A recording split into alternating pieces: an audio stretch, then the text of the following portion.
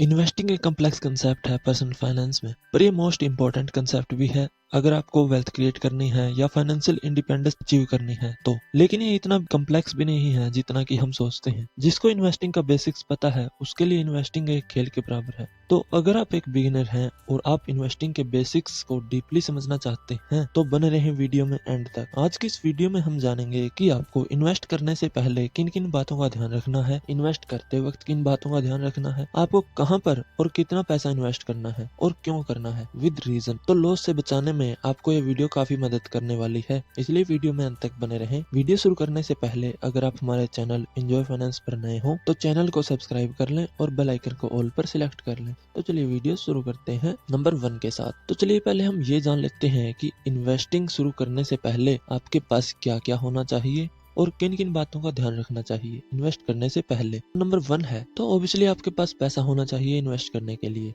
यहाँ मेरे कहने का मतलब ये है कि आपके पास एक्टिव इनकम का एक या मल्टीपल सोर्स होना चाहिए। एक बात आपको हमेशा ध्यान में रखनी है कि कभी भी पैसे लोन लेकर इन्वेस्ट नहीं करने हैं। आपके पास खुद के जो भी पैसे हों सिर्फ वो ही इन्वेस्ट करें। नंबर 2, आपके पास एक डीमैट अकाउंट होना चाहिए। आप ऑनलाइन किसी भी ऐप पर जैसे कि एंजल वन पर डीमैट अकाउंट ओपन कर सकते हैं, उसका लिंक आपको डिस्क्रिप्शन में मिल जाएगा। नंबर 3, इन्वेस्टिंग शुरू करने से पहले आपके पास term life insurance, health insurance जरूर होना चाहिए, क्योंकि अगर आपको मेडिकल इमरजेंसी आती है तो लाइफ और हेल्थ इंश्योरेंस आपकी इन्वेस्टमेंट को सेफ रखेगा। तो इसलिए इन्वेस्टमेंट शुरू करने से पहले आपके पास demat account, life insurance, health insurance और इमरजेंसी फंड होना कंपलसरी है। तो चलिए अब हम जान लेते हैं कि इन्वेस्टमेंट शुरू करने से पहले और इन्वेस्ट करते वक्त आपको किन किन बातों का ध्यान रखना है। Number 1, set your financial goal. मैं आपको 2 ऑप्शन देता हूँ। पहले ऑप्शन में आपको 10 किलोमीटर तक दौड़ लगानी है और दूसरे ऑप्शन में आपको दौड़ तो लगानी है पर आपको ये नहीं पता है कि आपको कितने किलोमीटर दौड़ना है। वो 5 किलोमीटर भी हो सकता है और 20 किलोमीटर भी या उससे ज्यादा भी। तो अगर मैं आपसे पूछूं कि आप किस ऑप्शन को चूज करेंगे या किस ऑप्शन में आपको सक्सेस मिलने के ज्यादा चांसेस हैं, तो ऑलमोस्ट सभी ऑप्शन 1 को चूज करेंगे, क्योंकि आपको पता है कि मुझे 10 किलोमीटर दौड़ना है, मतलब उसमें कि आपका गोल क्लियर है। और वहीं ऑप्शन नंबर 2 में आपका गोल क्लियर नहीं है, इसलिए आपकी सक्सेस के ज्यादा चांसेस उस ऑप्शन में है जहाँ पर आपका गोल क्लियर हो। यही बात हमारी इन्वेस्टमेंट में भी अप्लाई होती है। तो जब भी आप इन्वेस्टमेंट शुरू करें तो अपना फाइनेंशियल गोल सेट कर लें। वो कुछ भी हो सकता है, कोई अमाउंट, कार, फाइनेंशियल इंडिपेंडेंस, क्योंकि जब आपका गोल क्लियर होगा तो आप आसानी से इन्वेस्ट कर पाएंगे। अगर आपका गोल ही सेट नहीं है तो शुरू में आप इन्वेस्ट कर लेंगे और थोड़े टाइम के बाद अपने इन्वेस्टमेंट शेड्यूल को फॉलो नहीं कर पाएंगे।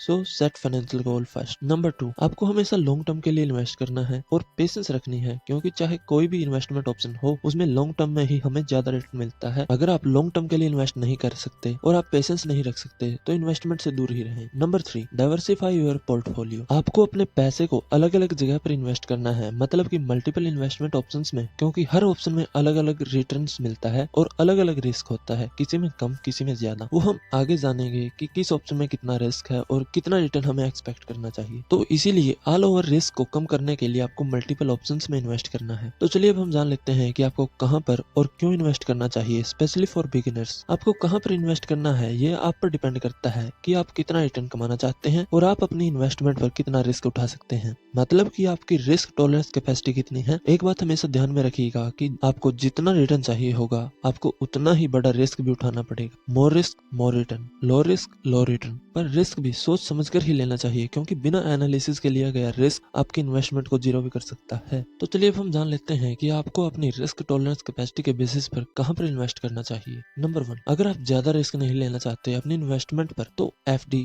Sovereign gold bonds, real estate में इन्वेस्ट कर सकते हैं। एफडी में सबसे कम रिस्क है तो रिटर्न भी सबसे कम ही है, अराउंड 6 to 7%, जो कि मुश्किल से इन्फ्लेशन को भी बीट कर पाता है।